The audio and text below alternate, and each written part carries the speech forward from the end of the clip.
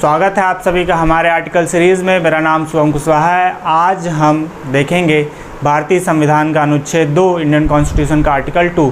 भारतीय संविधान का अनुच्छेद 2 कहता है कि भारत नए राज्यों का प्रवेश या नए राज्यों की स्थापना कर सकता है।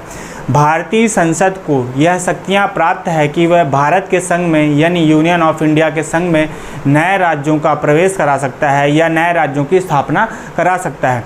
फॉर एग्ज़ाम्पल, नेपाल अगर चाहे कि अब हमें भारत के साथ रहना है, या पाकिस्तान को यदि हम ऑक्युपाइड करते हैं, या पाकिस्तान अब चाहता है कि अब हमें भारत के संघ में जाके शामिल होना है या भारत के साथ रहना है, तो भारतीय संसद को यह शक्तियाँ प्राप्त है कि वह नए राज्यों की स्थापना करा सकता है। भारत के संघ में उन राज्यों की स्थापना या उन राज्यों का प्रवेश करा सकता है। संसद को राष्ट्रपति से पूर्व मंजूरी लेनी पड़ेगी। पूर्व मंजूरी यानी राष्ट्रपति को सूचना देना पड़ेगा कि अब भारत के संघ में नए राज्यों की स्थापना या नए राज्यों का प्रवेश किया जा रहा है।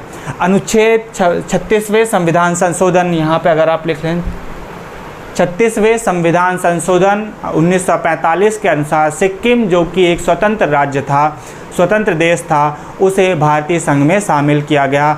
अनुच्छेद 2 के अनुसार संसद को यह शक्तियाँ प्राप्त है कि वह स्वतंत्र देश सिक्किम जैसे स्वतंत्र देश को भारत के संघ में यूनियन ऑफ इंडिया में शामिल कर सकता है।